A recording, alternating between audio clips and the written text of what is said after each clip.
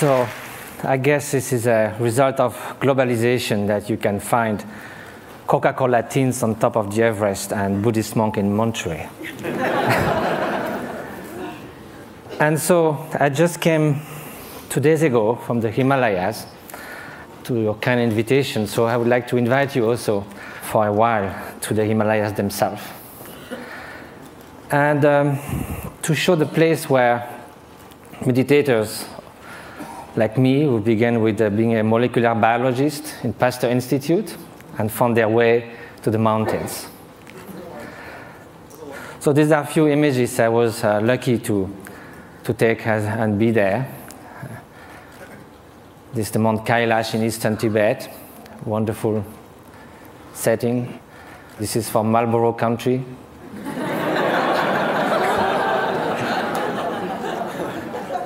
This is a turquoise lake, a meditator. This is the hottest day of the year, somewhere in eastern Tibet, on August 1st. And the night before, we camped, and my Tibetan friends said, we're going to sleep outside. And I said, why? We have enough space in the tent. They said, yes, but it's summertime.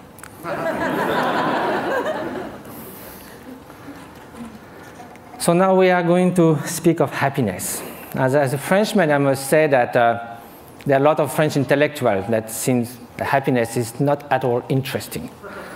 I just wrote an essay on happiness, and there was a controversy, and someone wrote an article saying, don't impose on us the dirty work of happiness.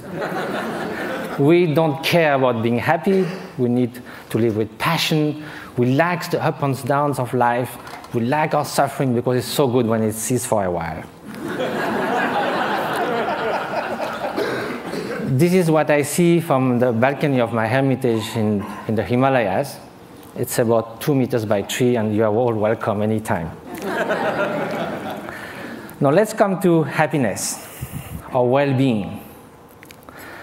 And first of all, despite what the French intellectuals say, it seems that no one wakes up in the morning thinking, may I suffer the whole day.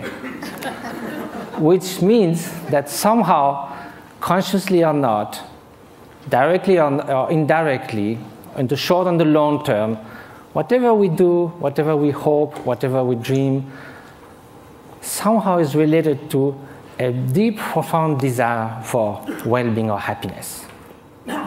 As Pascal said, even the one who hangs himself somehow is looking for a cessation for suffering. He finds no other way. But then if you look in the literature, East and West, you can find incredible diversity of definition of happiness. Some people say can only be lived in remembering the past, imagining the future, never in the present. Some people say happiness is right now, is the quality of the freshness of the present moment. And that led to Henri Bergson, the French philosopher, to say all the great thinkers of humanity have left happiness in the vague, so that they could define, each of them could define in their own terms. Well, that will be fine if it was just a secondary preoccupation in life. But now, if it is something that's going to determine the quality of every instant of our life, then we better know what it is, have some clearer idea. And probably the fact that we don't know that is why so often, although we seek happiness, it seems we turn our back to it.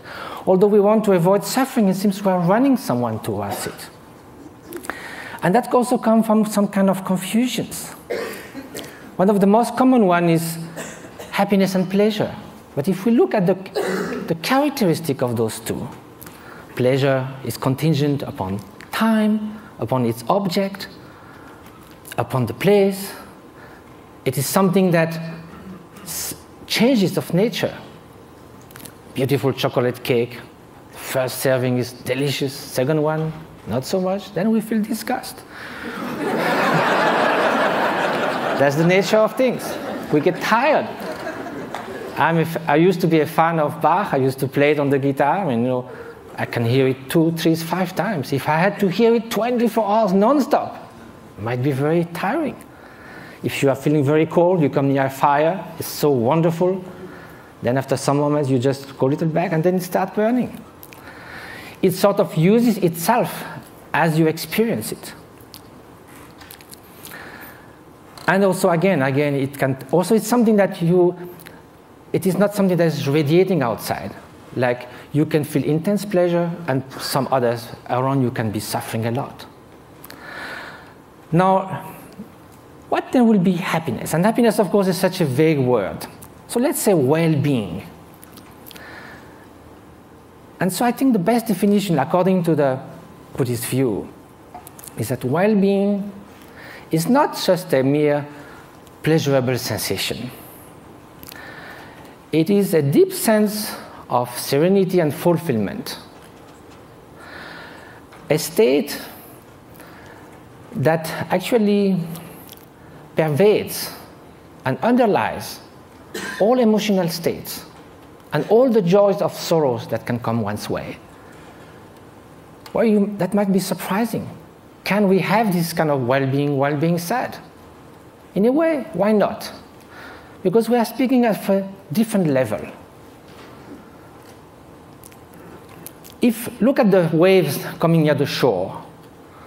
When you are at the bottom of the wave, you hit the bottom. You hit the solid rock. When you are surfing on the top, you are all elated. So you go from elation to depression. There's no depth. Now, if you look at the high sea, there might be beautiful, calm ocean like a mirror. There might be storms, but the depth of the ocean is still there, unchanged. So now, how is that? It can only be a state of being, not just a fleeting emotion, sensation, even joy that can be the spring of happiness. But there's also wicked joy. You can rejoice in someone's suffering. So now, how do we proceed in our quest for happiness? Very often, we look outside. We think that if we could gather this and that, all the conditions, something like we say, everything to be happy. To have everything to be happy, that very sentence already bears the doom of destruction of happiness. To have everything. If we miss something, it collapses. And also when things go wrong, we're trying to fix things outside so much. But our control on the outer world is limited, temporary, and often illusory. So now look at the inner conditions. Aren't it stronger? Isn't it the mind that translates the outer condition into happiness and suffering? And isn't that stronger? We know by experience that we can be in what we call a little paradise and yet be completely unhappy within. The Dalai Lama was once in Portugal and there was a lot of construction going on everywhere. So one evening he said, look, you are doing all these things, but isn't it nice also to build something within? And he said, unless that, even you get a high-tech flat on the 100th floor of a super modern and comfortable building, if you are deeply unhappy within, all you are going to look for is a window from which to jump.